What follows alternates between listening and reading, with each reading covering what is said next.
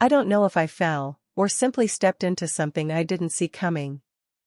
My name is Hannah, and I'm 41. I've been married to Aaron for 15 years. We live in a quiet neighborhood in Spokane, Washington, in the same 3-bedroom house we moved into when we were still in our 20s and thought love was something that just stayed. If you'd asked me 10 years ago, I would have said Aaron was my safe place. The way he made my coffee just the way I liked it, 2 sugars, splash of almond milk, like a ritual.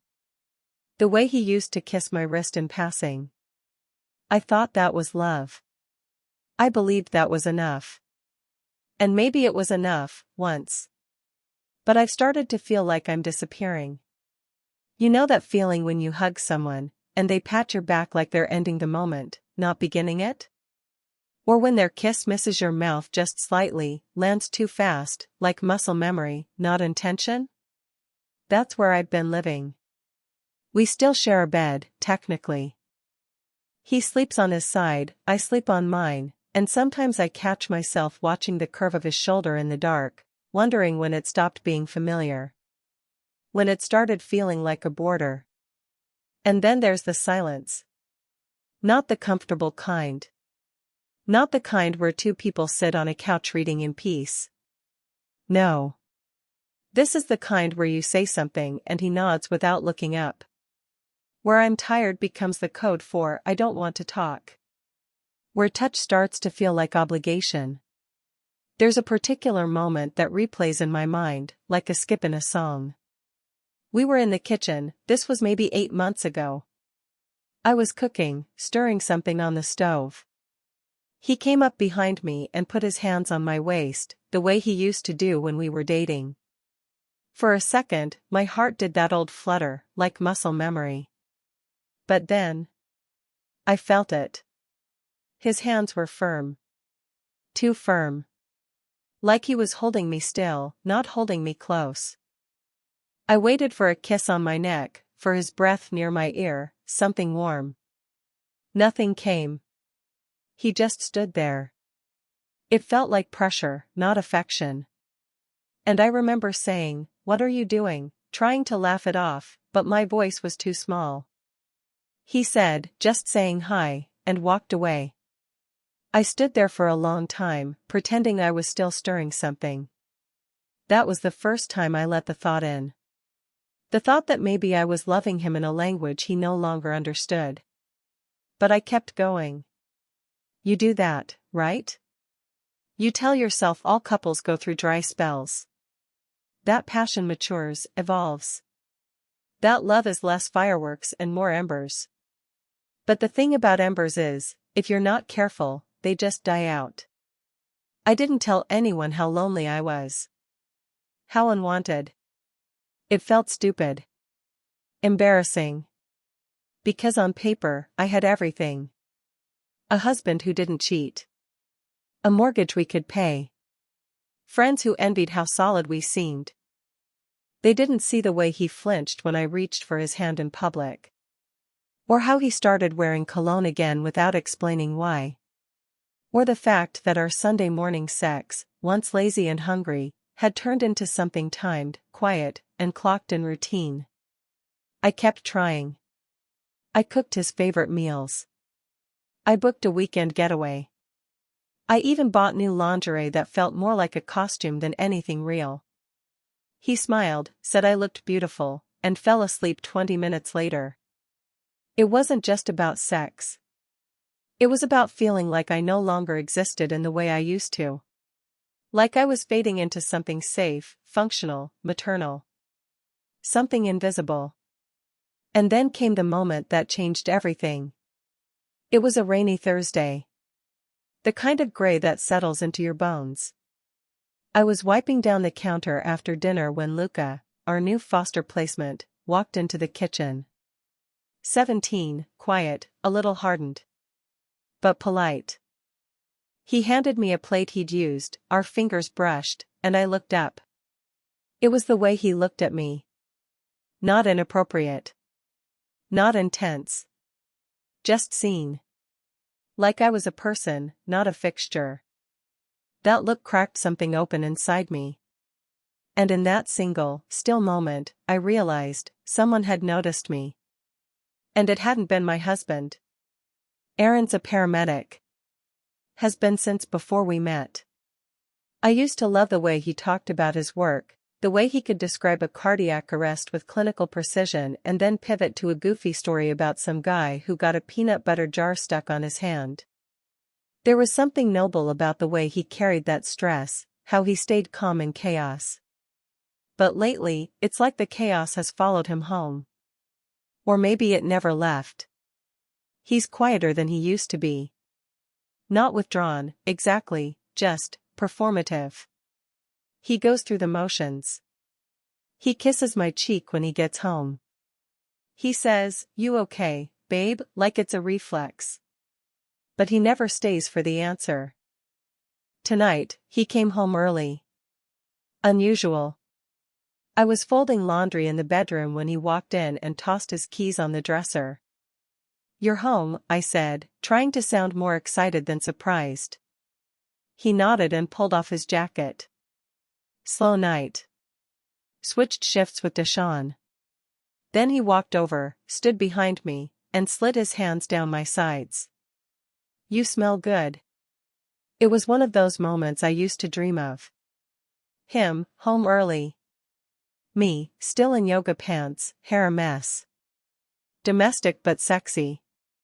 But when his hand slipped under my shirt, my body went stiff. It wasn't that I didn't want him. I missed him. I missed the way we used to fall into bed like the world didn't exist. But this? This wasn't a moment of connection. It felt like him trying to solve something, like affection was a puzzle and sex was the shortcut. I moved his hand gently. "Can we just talk for a second?" He pulled back like I'd slapped him. "Did I do something wrong?" "No," I said too quickly. I don't want to jump into that. I want to feel close first." He stepped away, jaw tight. "I am trying to be close." And there it was, the crux of everything. He thought proximity meant intimacy. Touch meant closeness. But I needed to be known. I needed presence. Not just hands and weight and breath. We didn't speak for a few beats. Just stood there in the room we shared, both feeling like strangers in a place that used to feel like home. "It's not you," I tried again. "I think we're just off rhythm." "Off rhythm?" He laughed, but not kindly. "What does that even mean, Hannah? You keep saying stuff like that, and I don't know how to fix it. You say you want connection, but every time I reach for you, you flinch." I didn't mean to cry. It wasn't even a dramatic cry, more like a leak I couldn't stop. The kind that embarrasses you more than it relieves you. "I flinch," I whispered, "because I don't feel like you see me. You don't ask me about my day. You don't notice when I'm hurting. You just come in and grab me like that makes up for everything else." He looked stunned. And to his credit, a little wounded. "You think I don't notice?" "I do notice. You've been different for months. I didn't know how to reach you."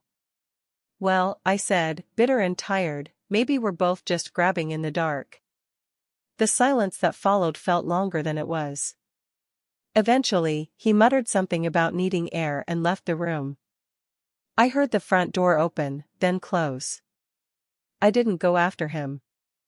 I sat down on the edge of the bed, folded a stray pair of socks, and stared at the door. There was no screaming. No slamming. Just a widening distance, soft and quiet, like fog. That night, I couldn't sleep. I lay awake listening to the rain tapping against the window, feeling the space where he should have been beside me. And for some reason, what echoed in my head wasn't our argument, but a memory. A small, strange one. A few days ago, I'd been in the kitchen again, talking to Luca while we chopped vegetables. He'd made a joke, dry, sarcastic, and I'd laughed. A real laugh. Unfiltered. He'd looked at me for a beat too long. Not creepy. Not flirtatious. Just curious. Like he was trying to understand me. It hit me then, maybe the worst part wasn't that I felt neglected. Maybe the worst part was realizing someone new could see me better than the man I'd built my life with. Aaron came home late again last night. I was already in bed, half asleep but not really. Just lying there, staring at the ceiling, tracing the outline of a crack in the plaster I've stared at 100 times. He smelled like antiseptic and wind when he crawled into bed, whatever that mixture is that clings to him after a long shift. I felt the mattress dip, his weight shifting toward me. I closed my eyes and pretended to be asleep. It didn't matter. He reached for me anyway. His hand slid under the covers and landed on my hip, fingers curling there like a question. I stayed still. Maybe he'd stop.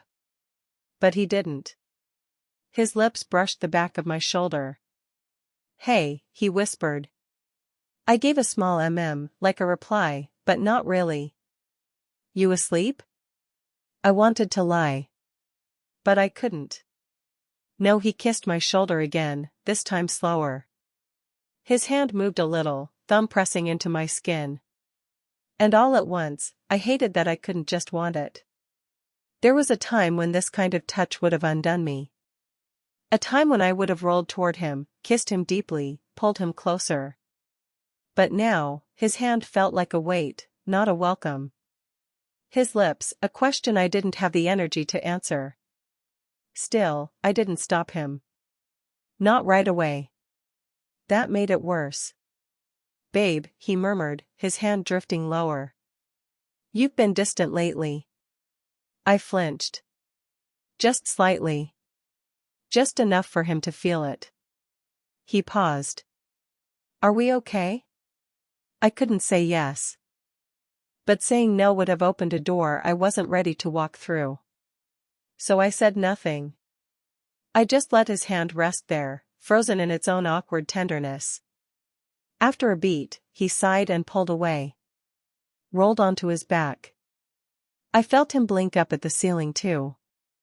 Then, quietly, as if afraid of the answer, "You don't want me anymore, do you?" The words stung.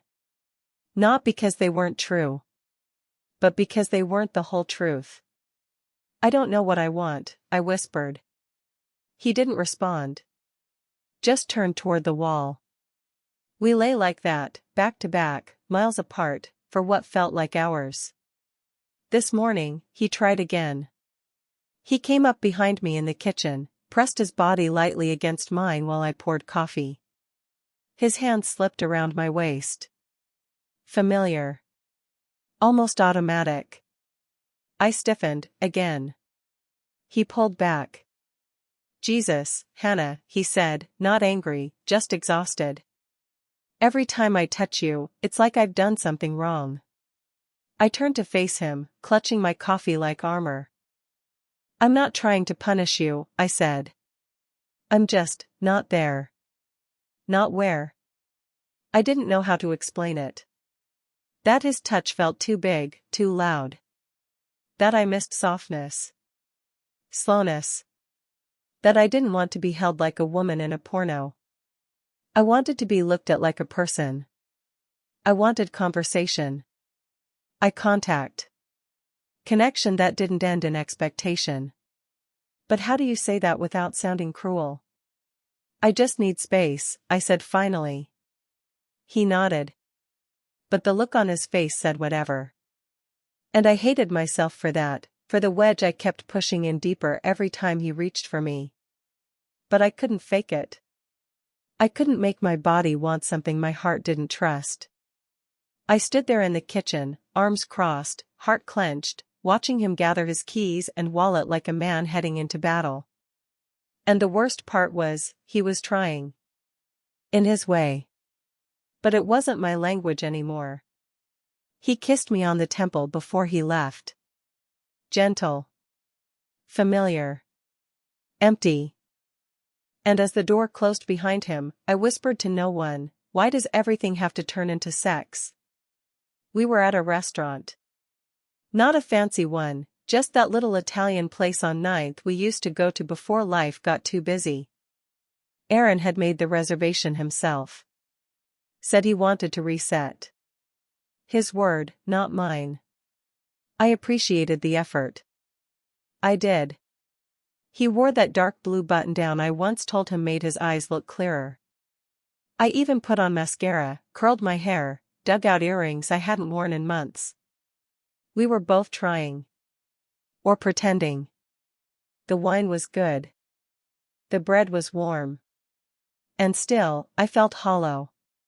He reached for my hand halfway through the salad course.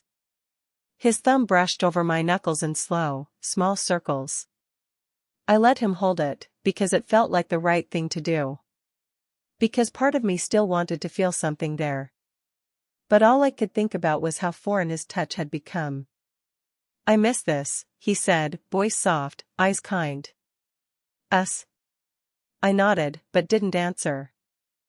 Because I didn't know what us even meant anymore. He tilted his head. Hannah. Talk to me. Please. I tried. I really did. I don't know what to say, I whispered. Then just say anything. I feel like I'm drowning here. I could feel it building, this pressure behind my ribs, hot and unbearable. Like a wave that had nowhere to go. I don't know how to fix this, I said, my voice shaking. I don't even know if I want to. His hand froze on mine. Where the hell is this coming from? And that's when I cracked. You think taking me to dinner makes up for months of distance? You think I'm just going to fall back into your arms because you remembered my wine order? People turned their heads. The clatter of forks paused. I didn't care. I've been alone in this marriage, Aaron. For so long. And every time I try to talk about it, you act like touching me fixes it. His jaw tightened. Because when I touch you, you shut down. You treat me like I'm a stranger.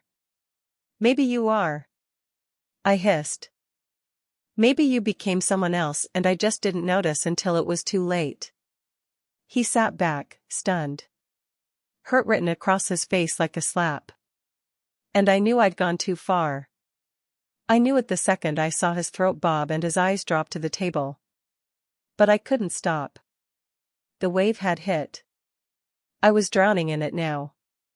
I can't even look at you without feeling like I've failed at something, I choked out. And I'm tired. I'm so tired of pretending we're okay. He was silent. For a long time. When he finally spoke, his voice was quiet, clipped. So what, you're just giving up? I shook my head, eyes stinging. I don't know. I just needed you to see me. Not want me. Not fix me. See me. The check came. We didn't finish our entrees. Didn't speak on the drive home.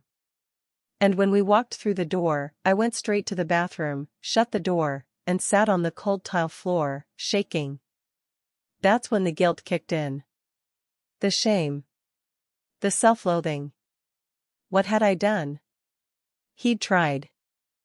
He'd taken me out, made an effort. And I'd thrown it back in his face like a live grenade. I could still see the way his eyes dropped after I called him a stranger. Like I'd ripped something important from his chest and offered it back in pieces. But it wasn't just about that night. Or the wine. Or the silence. It was about everything that led up to it.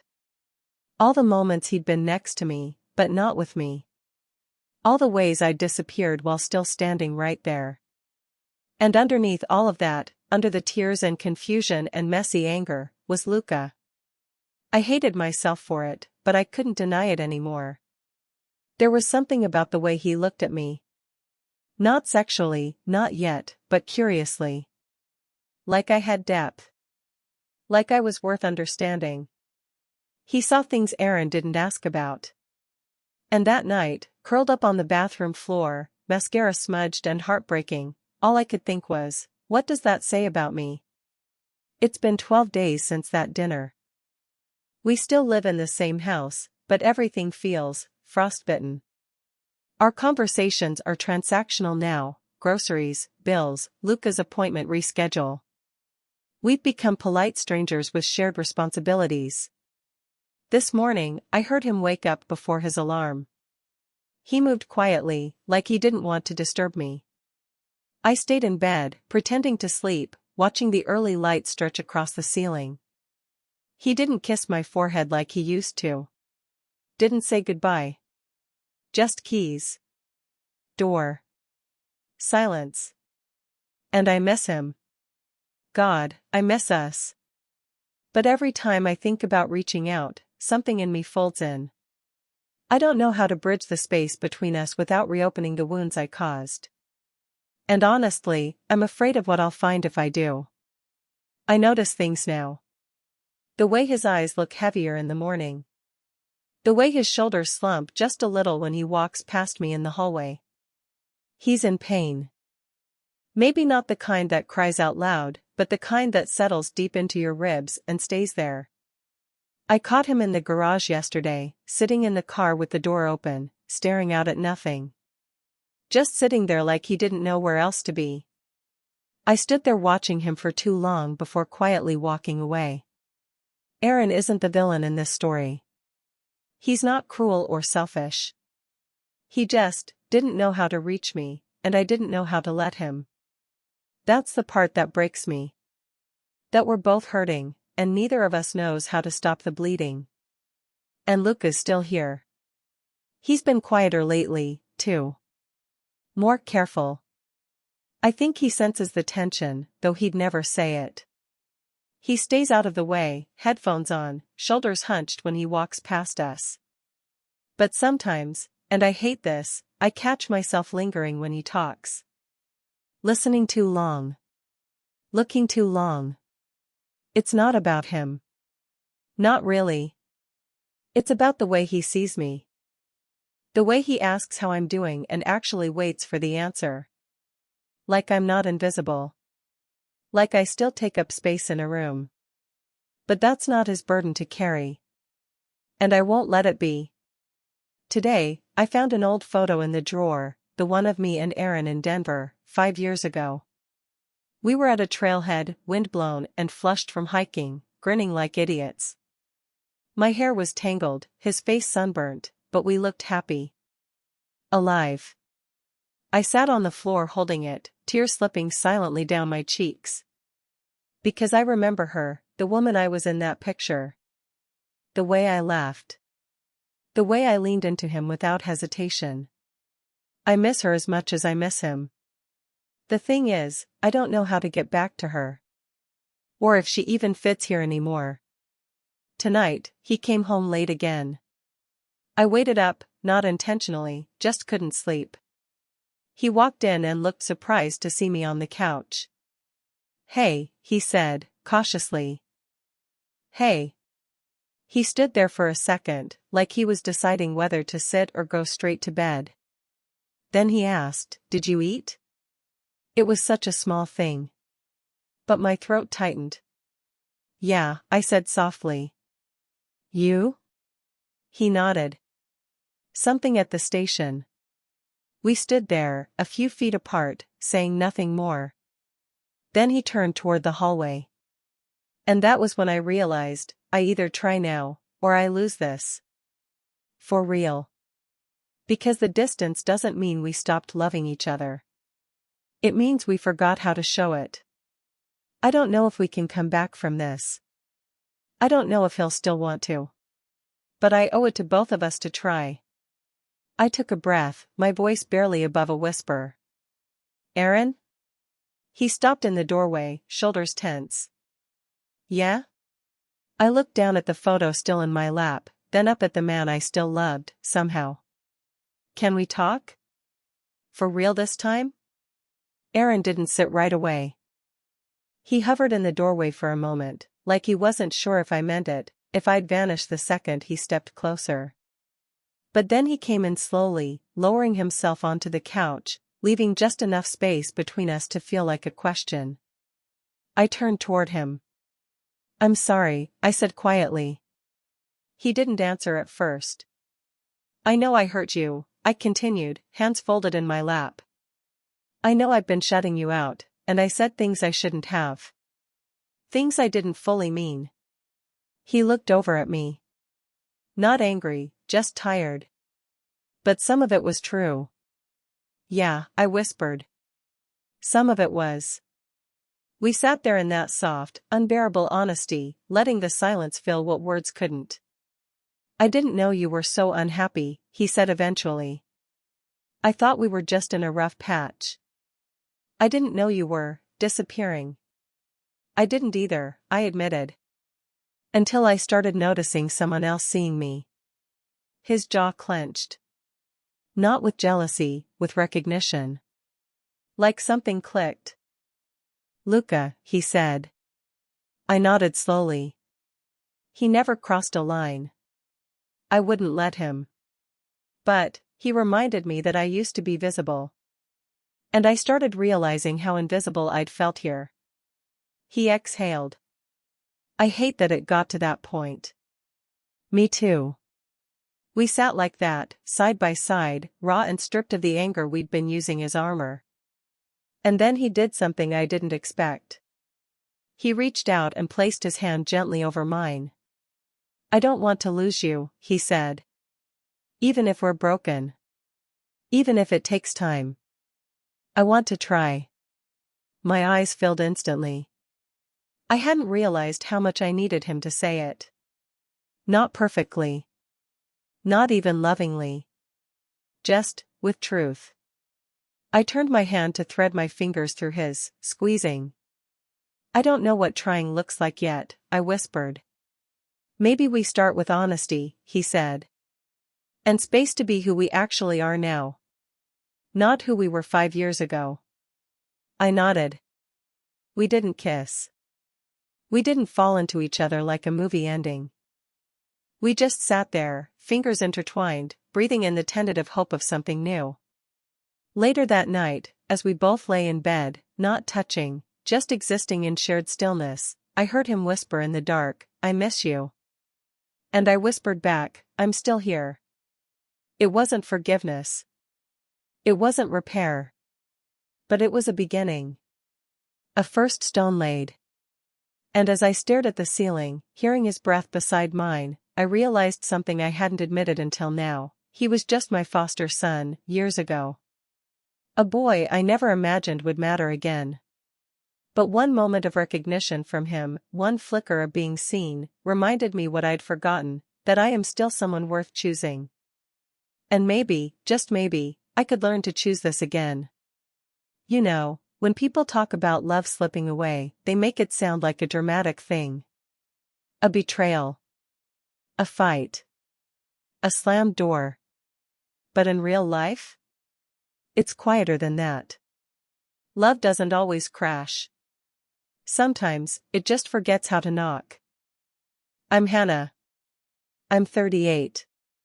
And I used to think desire was this thing that either was or wasn't. Like a light switch. But now I know, it's a language. And if no one speaks it with you for long enough, you start to forget how to speak it back. For years, Aaron and I had something solid. Dependable. Built from fire and long weekends and inside jokes. And then slowly, without either of us meaning to, we replaced intimacy with efficiency. Replaced connection with routine. And somewhere in that fog, I started disappearing.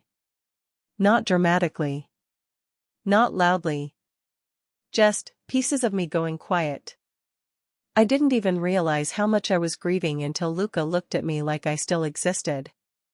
Not as someone sexy or desirable, just someone visible.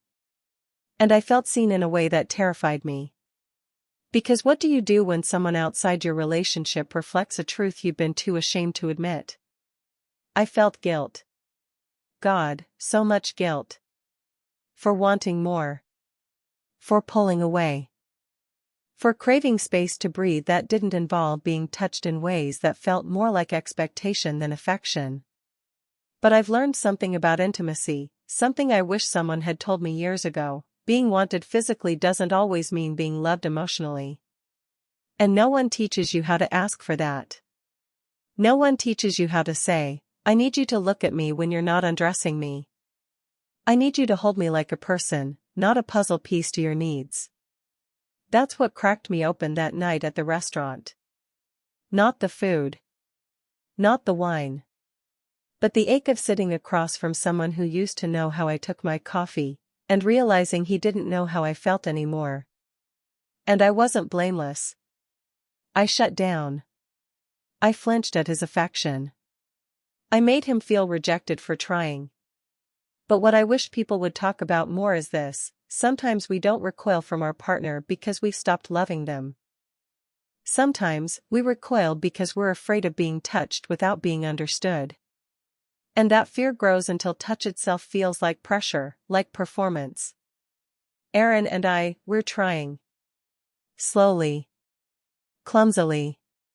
Not to go back, because I'm not sure we can. But maybe to go forward in a new way. We've set new rules. Talk first. No touching unless it's mutual, desired, present. No fixing. Just listening. It's weird and hard and unromantic sometimes. But it's real. And if he hadn't been willing to sit in that messy, awkward space with me, to stop trying to win me back with sex and start asking who I am now, I think I would have walked away. Maybe I still will. Maybe one day I'll realize I've outgrown the shape of this love. But right now, in this moment, we are trying. And I am learning, finally, that desire isn't about being wanted.